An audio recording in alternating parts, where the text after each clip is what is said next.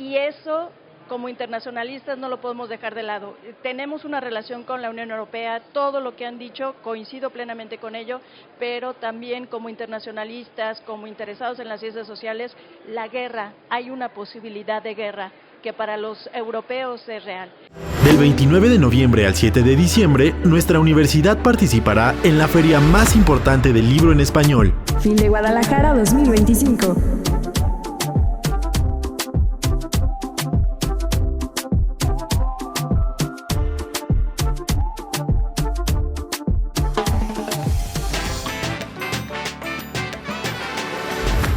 Libros UAM, Laboratorio de Futuros. Bienvenidos y bienvenidas al stand de la UAM. Vamos a comenzar la presentación de un libro muy importante que se llama El futuro de Europa, entre la economía y la guerra, que ha sido editado este año por la Universidad Autónoma Metropolitana Unidad Xochimilco. Tenemos el placer de que nos acompañen los coordinadores y una comentarista que ahora les voy a presentar. Para la UAM es un honor poder estar en la FIL de Guadalajara y participar mostrando sus actividades académicas, su investigación. Estos trabajos son producto de años de investigación. No voy a profundizar demasiado en el contenido del libro porque están aquí los coordinadores y las coordinadoras. Lo que quiero señalar es que el libro se divide en dos grandes ejes. El primero tiene que ver con la guerra en Ucrania. Ahí yo les comenzaría preguntando a los coordinadores y coordinadoras cómo surgió la idea de este libro. Y la segunda parte del libro tiene que ver con la economía, la transformación de la economía en la Unión Europea. Me parece que es un libro que puede ser sumamente importante, interesante y que nos puede arrojar información y documentación que nos ayuda a comprender cómo se está transformando el mundo en este primer cuarto de siglo que ya está terminando. Entonces, sin más, agradeciendo nueva cuenta su asistencia, le voy a dar la palabra al doctor Cuauhtémoc Pérez Llanas. Bienvenido, doctor. Es profesor investigador del Departamento de Producción Económica de la UAM Xochimilco. Le voy a dar unos minutos y me gustaría preguntarle, en primer lugar, ¿por qué un libro que nos aborde estos dos temas de Europa y que reflexione sobre el futuro de Europa? Adelante, gracias, doctor. Sí, buenas tardes a todos, gracias por su asistencia. El texto que estamos presentando en esta ocasión tiene una cuestión significativa porque creo que la guerra de Ucrania y Rusia ha impactado a nivel mundial en muchos factores. Claro que a quien ha impactado de mayor manera ha sido a la Unión Europea. Ante esto, la Unión Europea ha tenido que modificar una serie de cuestiones y está también al tanto y apoyando a Ucrania, obviamente, porque le interesa tener paz en su territorio y paz en Europa. Ahora, yo brevemente voy a dejar que participen los otros ponentes, pero sí quiero agradecer a la institución, a la Universidad Autónoma Metropolitana, a la División de Ciencias Sociales y Humanidades, a la Rectoría de la Unidad, así como al Departamento de Política y Cultura y de Producción Económica, que nos hayan permitido la publicación que estamos presentando. Para nosotros es importante y efectivamente está dividido en dos partes y son 13 participaciones de investigadores a nivel nacional que están aportando sus conocimientos y sus puntos de vista. La participación de autores es de 18 autores que participan en esta ocasión. Ahora bien, la guerra en Ucrania ha impactado a nivel mundial. Nosotros pensamos que en México no nos afecta directamente, pero indirectamente sí ha habido modificaciones en cuanto al precio de los hidrocarburos, así como también de los granos, donde Ucrania es un granero a nivel mundial y que nos repercute en un proceso inflacionario a nivel mundial. Gracias. Hola. Ya. Gracias, doctor Cuauhtémoc Pérez Llanas. A continuación le voy a dar la palabra a la profesora Beatriz Nadia Pérez Rodríguez, profesora investigadora del Departamento de Política y Cultura, para que nos pueda dar unas palabras y pueda profundizar sobre el objetivo del libro. Es especialista en la Unión Europea, es conocedora a detalle y a profundidad de las transformaciones de Europa y de la Unión Europea, y por lo tanto, ¿quién más que nos pueda dar más detalles sobre el origen del libro y lo que busca el libro y lo que le gustaría decir a los lectores del libro? Por favor, profesora. Muchas gracias. Pues obviamente es para nosotros un gran placer decirles que ya está esta obra, que está al alcance de todos, y sobre todo platicarles por qué realizamos esta publicación. Ya lo mencionó el doctor Pérez, es una publicación de gran actualidad, es una publicación sobre uno de los conflictos que se está dando a nivel internacional, que también tiene mucho impacto en muchas regiones del mundo, y es una publicación que hacemos a partir de un colectivo de varios europeístas, de instituciones nacionales e internacionales, que realizamos un congreso con sede en la UAM Xochimilco, y que nos presenta diferentes versiones y perspectivas, lo cual creo que es muy interesante. No es una publicación que nos hable solamente de lo que habla Unión Europea ante el conflicto. Estamos hablando de una situación de diferentes narrativas, cómo lo ve Rusia, cómo lo ve la Unión Europea, cómo lo ven diferentes regiones. Habla sobre la política, habla sobre la seguridad, habla sobre la economía y los efectos que puede llegar a tener este conflicto, habla sobre refugiados también. Entonces, lo que presenta esta publicación es una perspectiva amplia de un colectivo de académicos especializados en estos temas de diferentes instituciones. Tenemos también, por ejemplo, a Fluvio Atinà, que escribe de la Universidad de Italia. Entonces, tenemos este placer de platicarles sobre cómo se ha generado este conflicto, la parte de la historia, ¿no?, para entender la actualidad, que a veces se nos olvida cómo estos conflictos tienen mucho más allá de lo que es la adhesión de Crimea, sino muchos otros momentos históricos. Y creo que es una publicación que busca tener también mucha digamos que esta pluralidad en el sentido de cómo revisamos desde diferentes perspectivas, y todo principalmente de la Academia Mexicana. Los invitamos a leerlo, los invitamos a cuestionarlo también.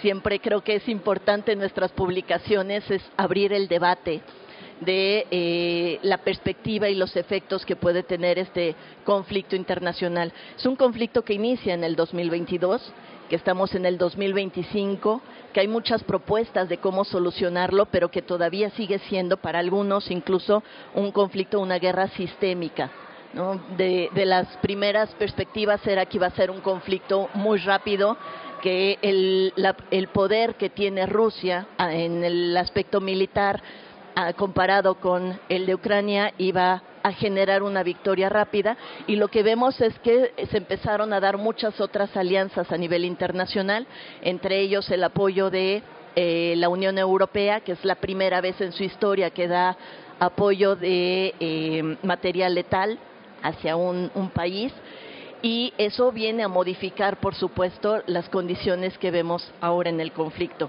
Tiene las condiciones o los efectos económicos que también se plantean aquí, porque muchas veces podemos hablar nada más de la seguridad o podemos hablar de la política. Aquí la idea es, tenemos especialistas en economía, especialistas en derecho, especialistas en relaciones internacionales, y cada uno también desde su propia disciplina está analizando este conflicto.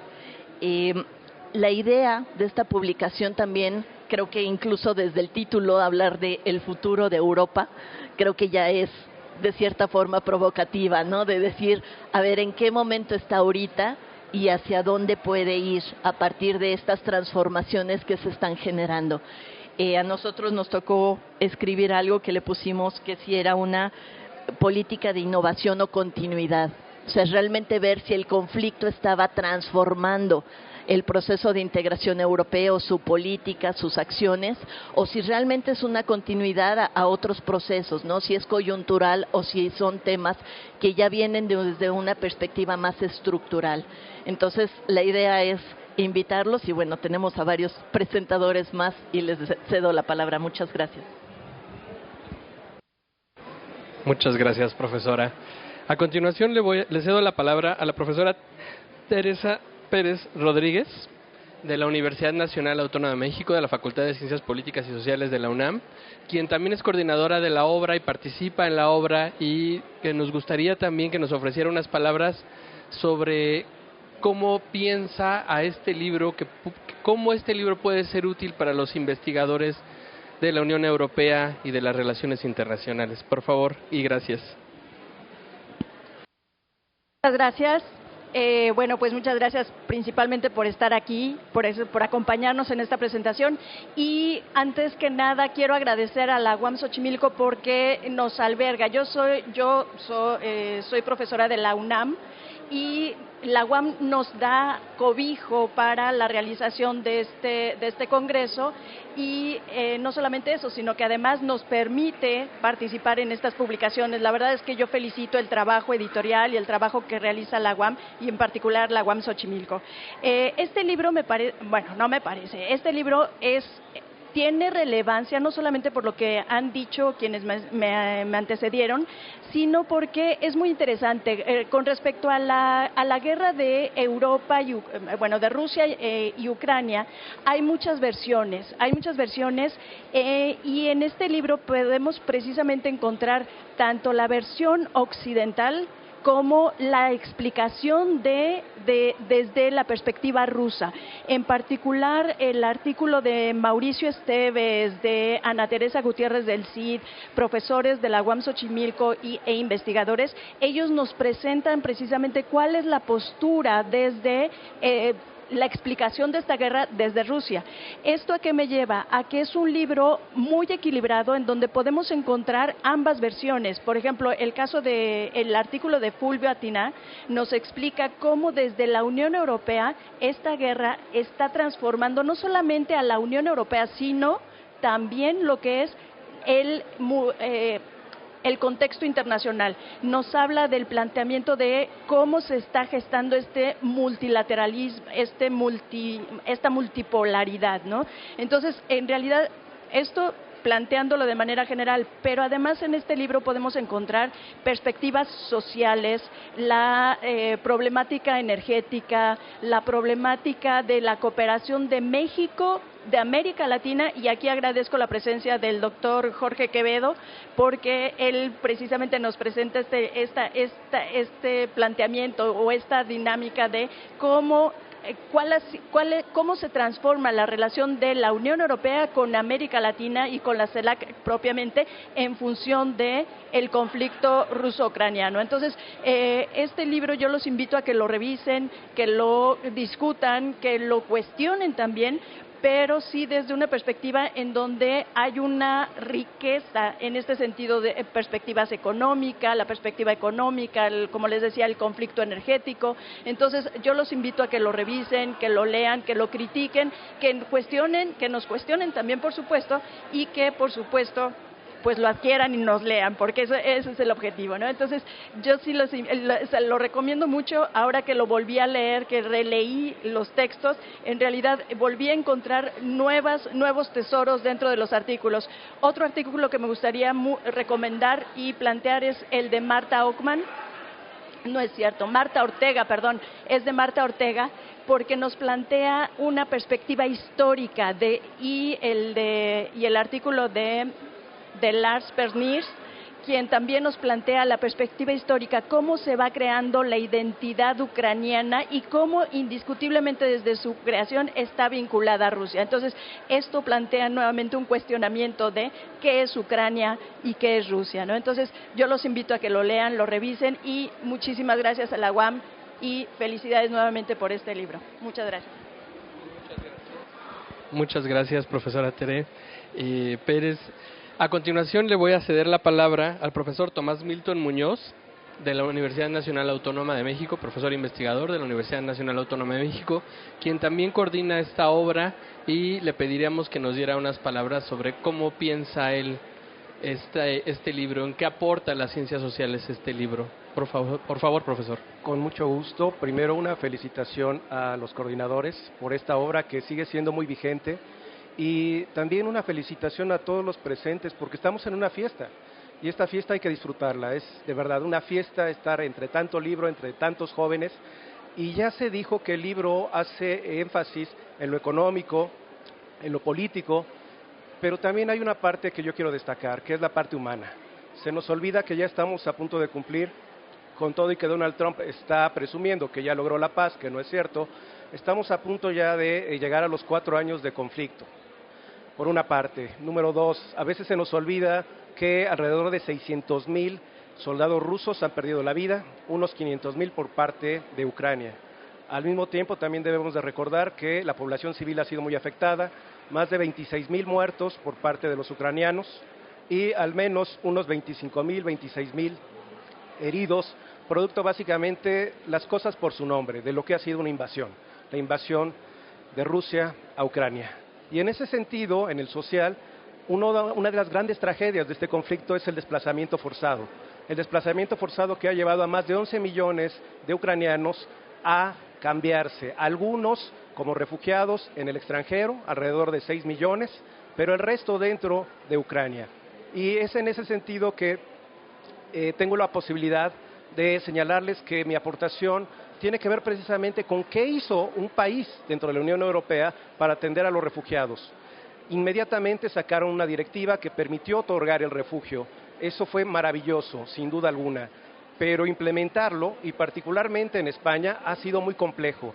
Y en Madrid me encontré con una asociación que es de voluntarios, se llama así Voluntarios por Ucrania, que sin recursos del gobierno ha abierto las puertas para que se sientan protegidos y se puedan integrar de alguna manera en la sociedad, en este caso madrileña, los refugiados. Y he de señalarles que no solamente están atendiendo a personas que ingresaron con esta categoría de refugiado. Hay una gran cantidad en este momento de ucranianos que se encuentran en España que llegaron sin, permítanme la expresión, sin autorización, y tienen que recibir obviamente algún tipo de apoyo, dónde vivir, dónde comer, sus hijos en dónde pueden estar, que debería de ser en la escuela. Y además tenemos que añadir una situación: no hablan español, necesitan entonces ciertas condiciones. Y es la aportación que yo puedo realizar en este libro, para que ustedes, si les interesa, puedan ver cómo trabajan las organizaciones no gubernamentales, reitero, incluso sin apoyo del gobierno, porque también esa parte es importantísima. Los seres humanos que han sido desplazados por esta violencia, ya que abarca básicamente 3 años. Para finalizar mi participación, simple y llanamente reiterarles mi agradecimiento a los coordinadores, porque esta obra simple y llanamente es producto de todo ese esfuerzo, de ese trabajo para coordinar a tantas mentes que han hecho una aportación, porque también desde México podemos hacer aportaciones para interpretar, para saber qué es lo que pasa en otras partes del mundo. Gracias. Muchas gracias, profesor Milton. A continuación le voy a ceder la palabra a la profesora Elizabeth Vargas de la Universidad de Guadalajara, quien va a hacernos una serie de comentarios sobre lo que ella encontró como lectora de la obra. Nos va a hacer una crítica constructiva, propositiva, pero que nos va a permitir conocer su punto de vista como especialista en las relaciones internacionales, cuál es el aporte de este libro para las ciencias sociales y para la historia de Europa. Adelante, profesora, muchas gracias por acompañarnos. Gracias. Buenas tardes a todos, gracias por su presencia, por estar aquí acompañándonos el día de hoy. Lo primero que tengo que hacer es agradecer esta invitación para presentar este libro. Fue por ahí más o menos en junio, julio de este año que atentamente me hicieron esta invitación, la cual yo acepté con gusto. Entonces, efectivamente, ha pasado ya algún tiempo, lo cual me permitió leer el libro con calma y también hacer algunas anotaciones que quiero compartirles. Es un gusto para mí estar aquí con los coordinadores de esta publicación y es un honor para mí tener al doctor Cuauhtémoc Pérez, quien en algún momento dirigió los destinos de la UAM y que también forma parte de este libro. Doctor, muchas gracias por estar aquí. Bien,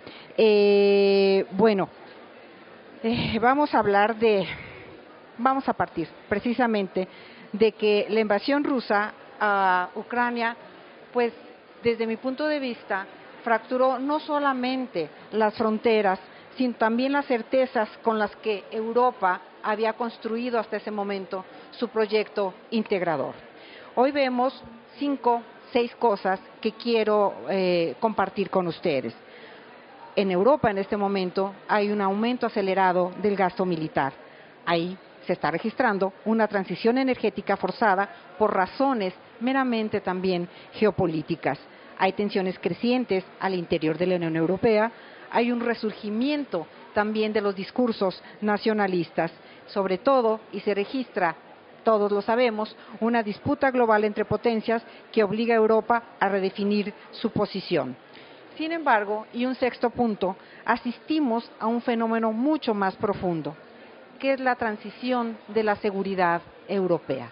Esa seguridad europea que tan discutida, que tan debatida ha sido a lo largo de las épocas. Es Europa que se debate en tener su propia seguridad o en seguir a la sombra de los Estados Unidos vía la OTAN.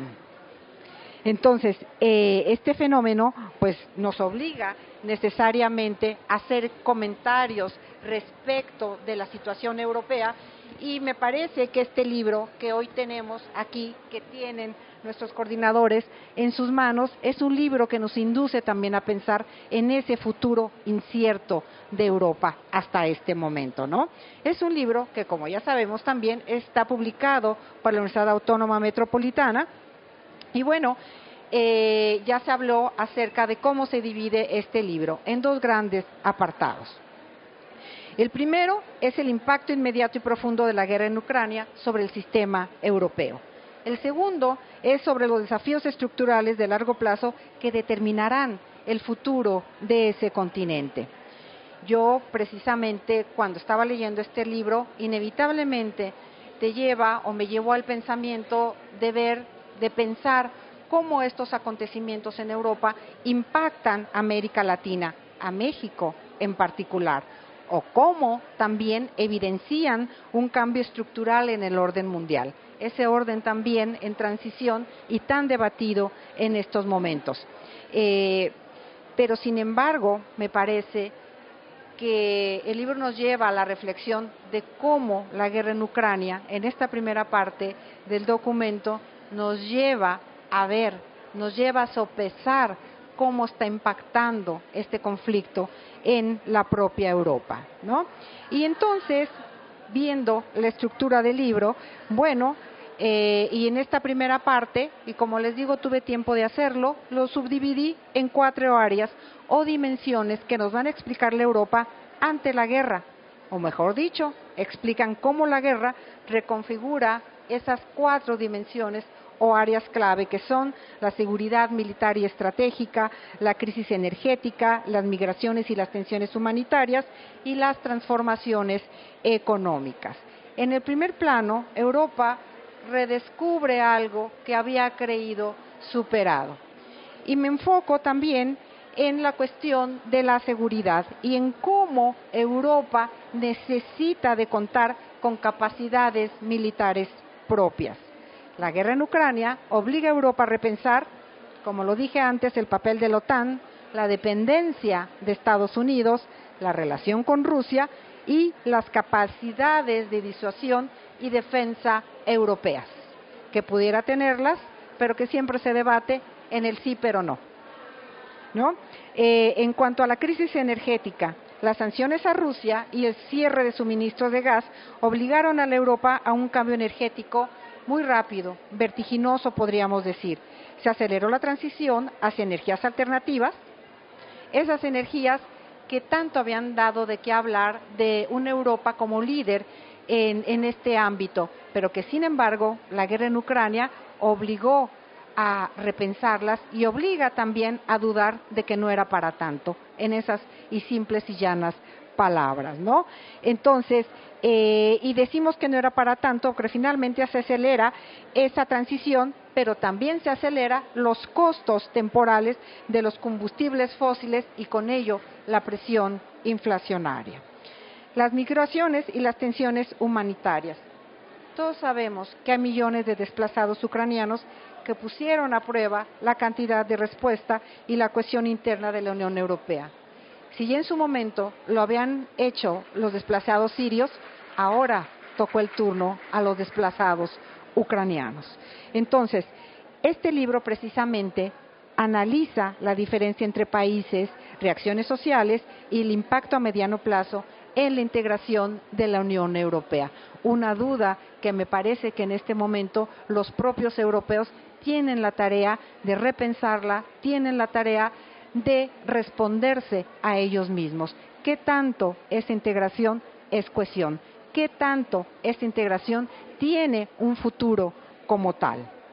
En cuanto a las transformaciones económicas, dijimos, enfrenta una desaceleración económica, una inflación, un incremento de subsidios y la necesidad de reestructurar cadenas de suministro ante la creciente y ya innegable rivalidad China y Estados Unidos. Esa rivalidad que están protagonizando estos dos gigantes. Bien, esto es en el primer apartado. En el segundo, pues están los desafíos estructurales de Europa. Este segundo bloque, ¿a qué nos invita? A mirar a Europa más allá de la urgencia de la guerra. El primer punto que yo desglosé es el futuro de la integración europea. Es Europa que enfrenta, como ya dijimos y ya dijeron algunos de mis compañeros, tensiones internas. Esa fractura entre el este y el oeste, las divergencias en cuanto a políticas migratorias, las tensiones fiscales, económicas y los debates sobre la ampliación e institucionalidad de la propia Unión Europea, cuando desde antes de la guerra ya habíamos visto el fenómeno de los exit. Y bueno, esa cuestión de la misma integración habría que cuestionarla. Y el libro precisamente nos muestra cómo la guerra funciona como catalizador de estas decisiones históricas. El segundo punto del segundo apartado es esa seguridad energética de largo plazo. El libro nos dice que Europa necesita redefinir su matriz energética hacia el 2030, que está a 5 años, y en el mediano plazo, o como lo queramos ver, hacia el 2050. Esto implica para Europa no solamente un desafío técnico, sino también es un desafío económico, político y, más allá, civilizatorio. El tercer apartado es la cuestión social y la fragmentación interna.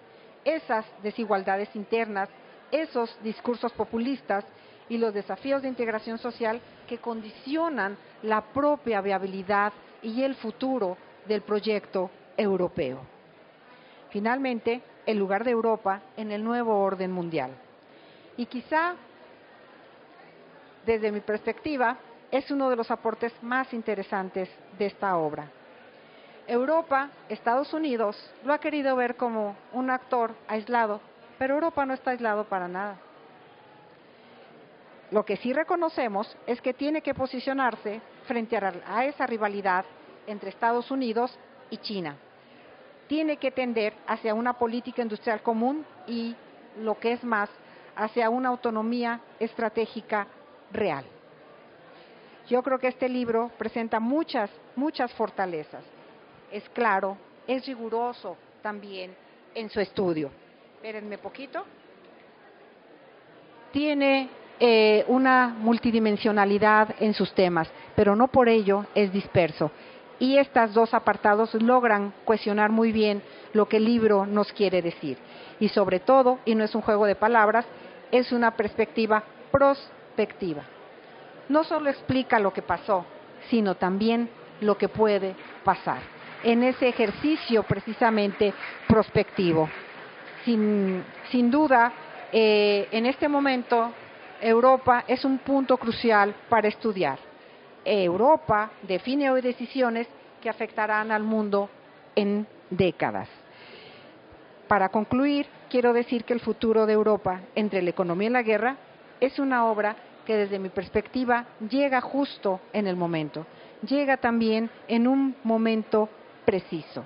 Y me parece que esos dilemas existenciales que enfrenta hoy Europa, este libro los analiza con seriedad, con equilibrio y con profundidad. Para mí también fue una grata sorpresa incluso ver desde el inicio del libro que habían logrado la colaboración del doctor Fulvio Atina. Si alguien explica el sistema internacional de una manera también rigurosa y muy seria, es el doctor Atina. Y este libro abre con esa gran exposición, termina también con ese cuestionamiento acerca del orden mundial. Entonces, me parece que es un trabajo bastante bien logrado y yo felicito a todos y a cada uno de los autores y los invito, por supuesto, a sumarse a esa lectura. Muchas gracias.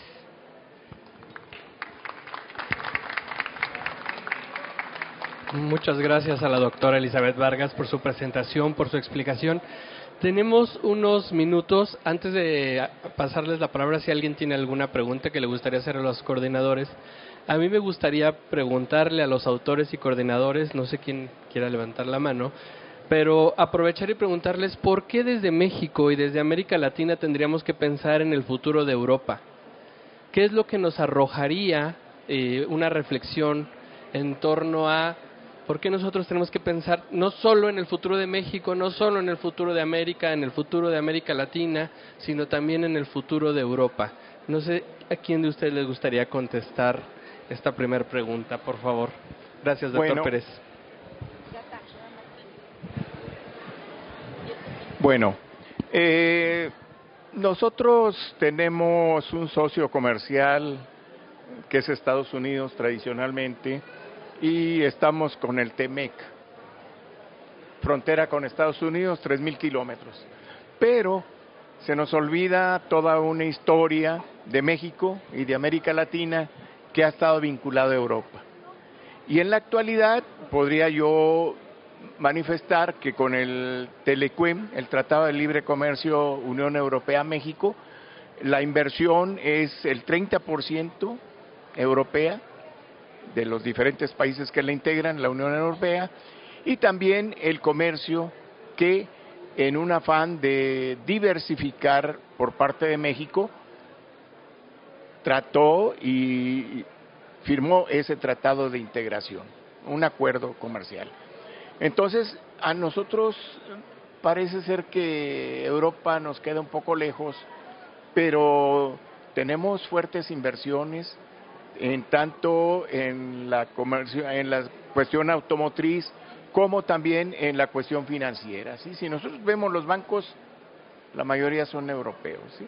Entonces hay una estrecha vinculación tanto en el comercio como en la cuestión de la inversión. Eso es desde el punto de vista económico, pero ya más desde el punto de vista político, creo que Europa ha jugado un papel y lo seguirá jugando, esperemos, de equilibrio, de alternativa ante la situación con los Estados Unidos, ¿no? Sobre todo ahorita que se ha puesto por parte de la presidencia de Estados Unidos lo de los aranceles, nosotros vemos que el Tratado de Libre Comercio de la Unión Europea y México no se ha firmado. Por parte del gobierno de México se apostó todo al TEMEC, pero existió antes una política de diversificación y eso ha permitido que México tenga una serie de tratados que le permiten estar en el centro de la actividad económica y tener una fuerte participación. Desde el punto de vista político, creo que Europa ha estado jugando un papel que probablemente para algunos se ha debilitado, pero también el proceso de integración europea es muy interesante porque ha logrado conjuntar y ha tenido que enfrentar una serie de problemas que ellos lo han tomado como retos a superar, ¿sí?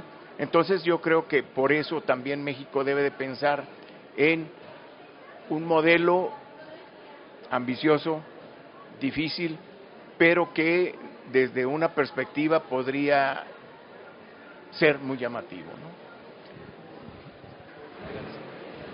Gracias, doctor Pérez. ¿Algún coordinadora les gustaría comentar? Solamente añadir algunos elementos que son importantísimos. ¿Por qué es importante? Sí, Ucrania está lejísimos, lo hemos comentado en otras presentaciones.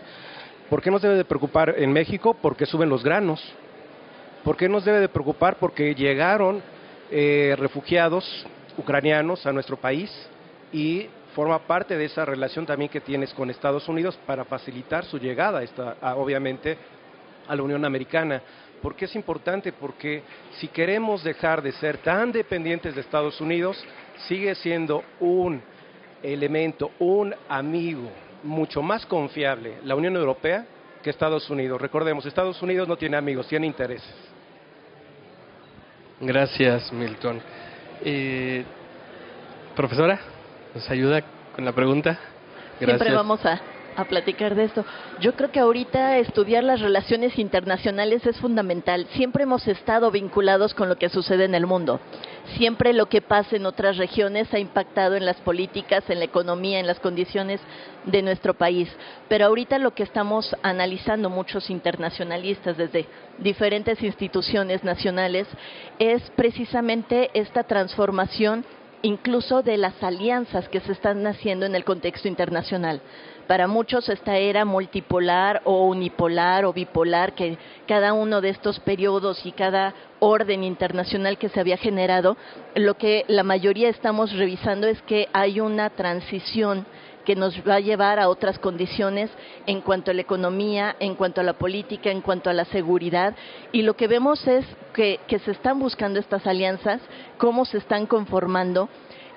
Hablamos mucho de China en la parte económica, hablamos de Estados Unidos en los aranceles y la perspectiva económica, China con el comercio, hablamos de Rusia con los temas de energéticos y de seguridad, pero lo que estamos viendo en la perspectiva de los europeos, ellos lo que hablan es buscar una autonomía estratégica europea, es decir, buscar el no ser tan dependientes del exterior.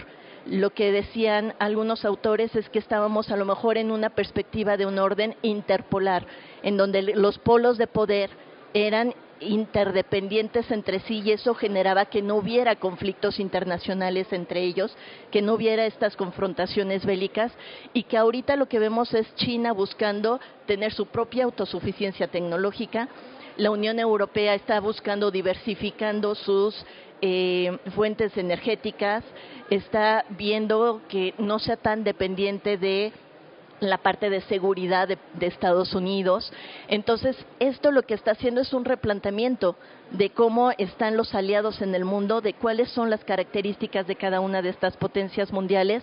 Y en ese caso, como lo mencionaba el doctor, la perspectiva con México es, estamos obviamente muy cerca geográficamente de Estados Unidos, pero también un aliado político, económico, a nivel birregional, Unión Europea, América Latina y el Caribe. Decíamos que era la alianza estratégica natural, no teníamos los mismos valores, teníamos las mismas perspectivas, y ahorita mucho de esto es, tenemos que estudiar cómo se está replanteando para precisamente ver qué propuestas hay de política exterior para nuestro país.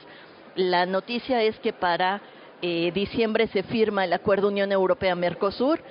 Se dice que para el primer cuatrimestre del próximo año ya tenemos la firma del acuerdo modernizado México-Unión Europea. Entonces, ¿dónde entramos nosotros en esta estrategia de la Unión Europea? ¿Dónde estamos con Estados Unidos? ¿Dónde estamos con China? Para ver todas esas implicaciones en el sector económico, energético, político y de seguridad incluso. Entonces, esa sería la perspectiva. Gracias, doctora. Profesora Beatriz Pérez, adelante. Tere, por favor. Bueno, de todo lo que han dicho, y me va a tocar decir algo que tal vez no sea muy alentador, pero ya lo mencionó la doctora Elizabeth, porque precisamente en la Unión Europea hay una serie de problemáticas como el populismo, la crisis, bueno, lo que han heredado de las crisis de todo este siglo, ¿no? Pero algo que es real y que para nosotros también puede ser lejano es que para los europeos una guerra es posible. Y eso como internacionalistas no lo podemos dejar de lado. Tenemos una relación con la Unión Europea, todo lo que han dicho coincido plenamente con ello, pero también como internacionalistas, como interesados en las ciencias sociales, la guerra, hay una posibilidad de guerra que para los europeos es real. ¿Me dice que no?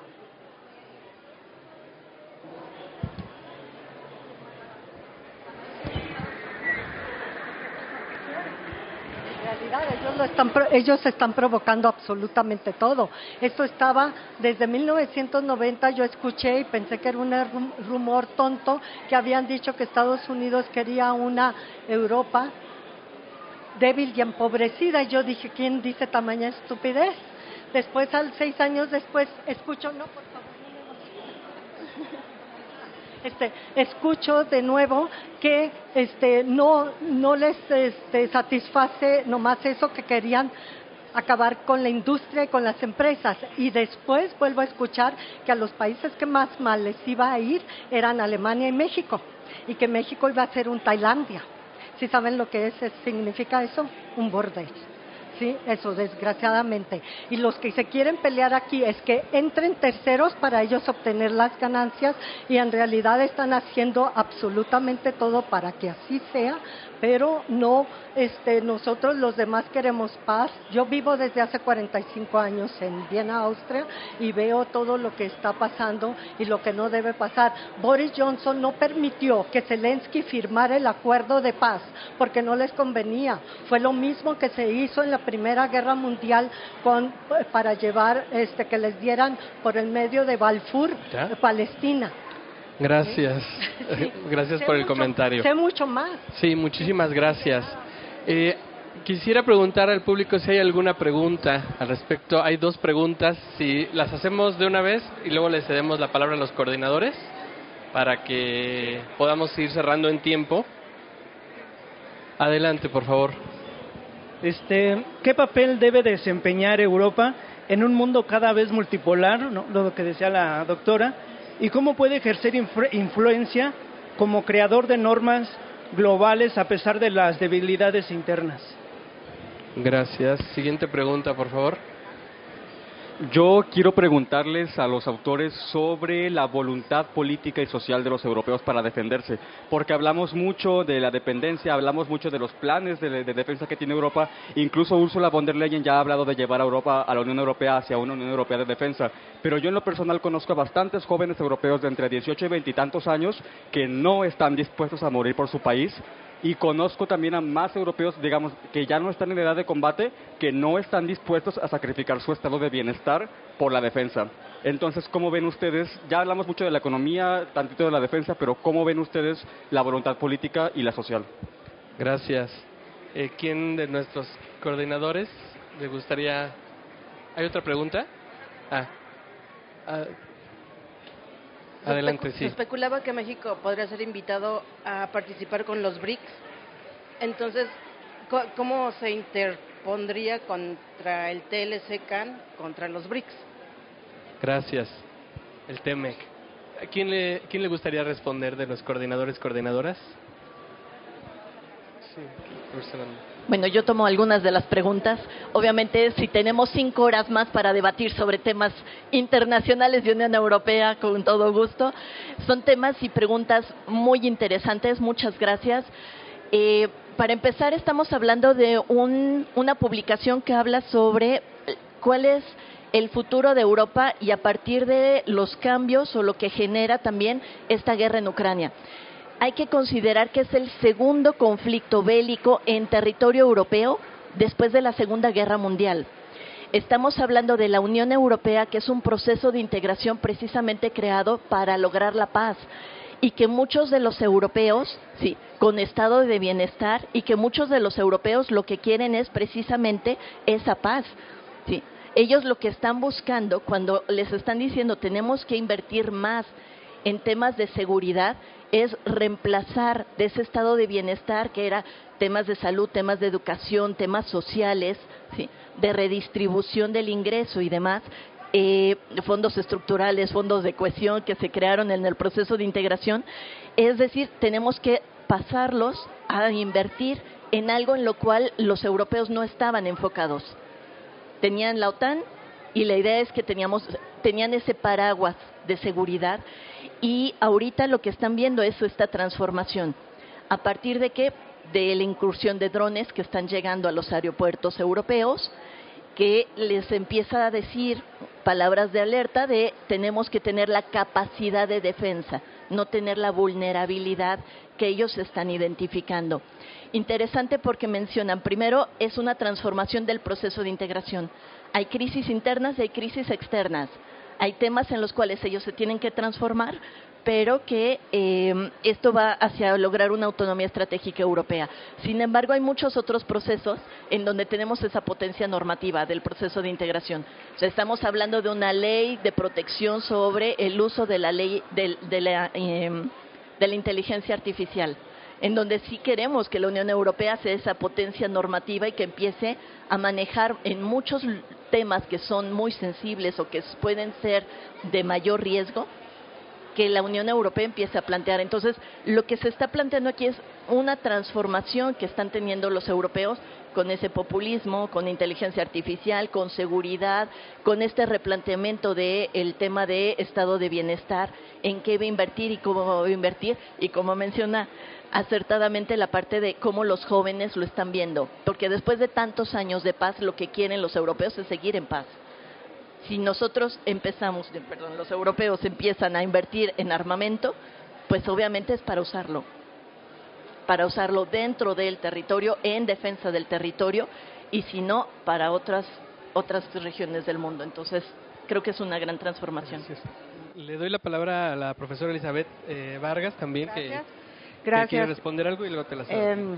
En cuanto a la cuestión de la seguridad europea, yo creo que Europa tiene muchas décadas debatiéndose entre si utiliza su autonomía estratégica o si sigue dependiendo de Estados Unidos. Si nosotros revisamos la estrategia de seguridad europea, me parece que el artículo 16 o la página 16, no recuerdo muy bien, si tú lees las primeras 16, dices, te emocionas porque dices, no, si Europa va a ser autónoma y va a crear su propio cuerpo de seguridad. Llegas a esa página y Europa te dice, por eso hace rato decía, sí lo tenemos contemplado, pero no. Vamos a seguir siendo parte de la OTAN y todos estos cuerpos que se están generando, los Eurocorps, etcétera, van a ser asumidos precisamente a la OTAN. Entonces, tenemos esta alianza de seguridad y en ella vamos a seguir.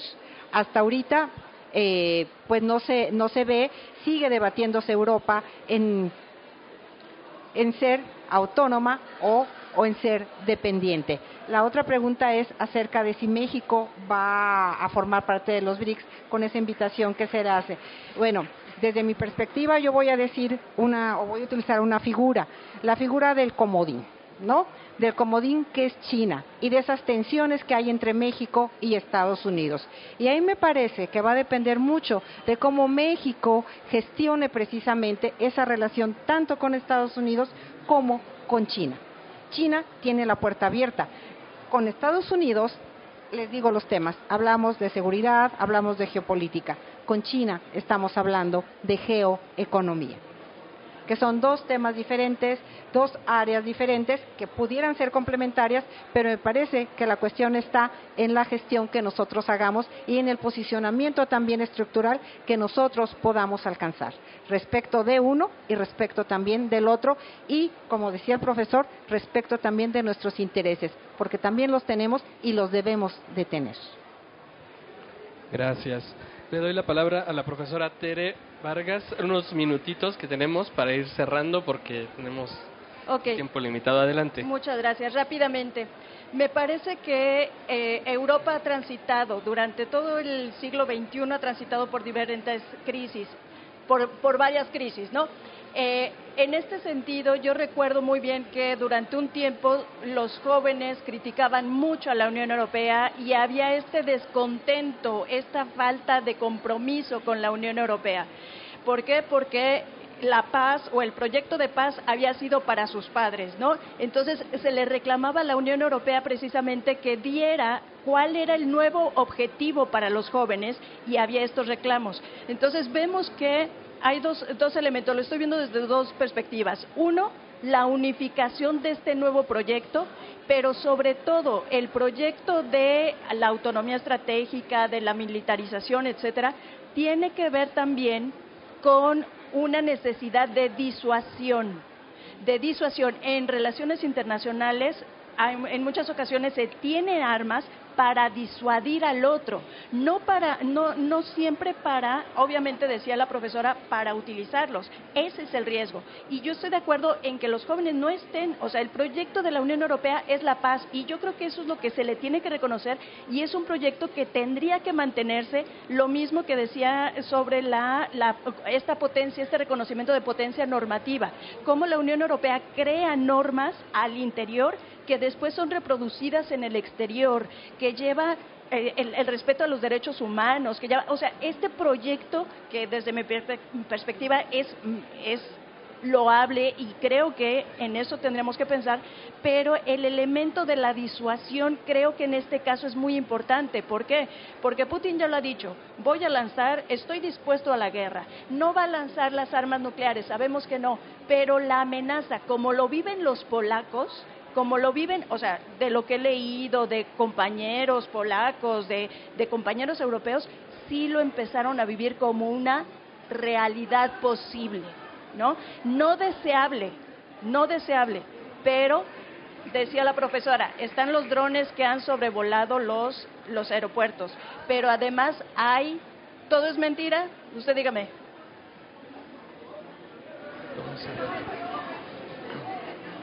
Vamos cerrando porque no se escucha. Okay.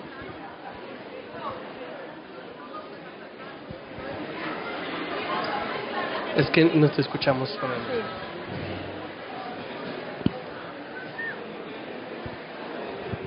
Desgraciadamente hay muchas mentiras, y lo hacen pues para que la gente apoye lo que no quieren. En este sentido, yo no creo que vaya para la gente de los europeos. Yo creo que va para Rusia, para Estados Unidos y es la proyección del actor, que es la Unión Europea, con toda su complejidad, hacia el exterior, no tanto para los europeos. Ya lo mencionó la doctora, ¿no? Que tal vez el proyecto está muy bien planteado al principio y es muy atractivo, pero en este sentido, esa sería mi opinión con respecto a todo lo que hemos revisado sobre Europa. Sí. Le voy a dar 2 minutos a Milton para que pueda cerrar. 1 minuto, y tenemos que cerrar la mesa porque tiene otra presentación. Entonces, si nos gustas ayudar para cerrar la presentación, por favor. Lo único que sé es que, por ejemplo, el mismo gobierno, el ejército de Alemania no quiso estarlos a ellos respaldando. Se negó. Gracias. Por eso los invitamos de nueva cuenta a leer el libro, para discutir con los autores, y además déjenme felicitar por favor a la UAM. Es uno de los stands más bonitos. Si han tenido la oportunidad de recorrer toda la feria, les quedó precioso. Felicidades. De nueva cuenta quedamos a sus órdenes, y para eso son los libros, para discutirlos. Gracias a todos. Libros UAM, Laboratorio de Futuros.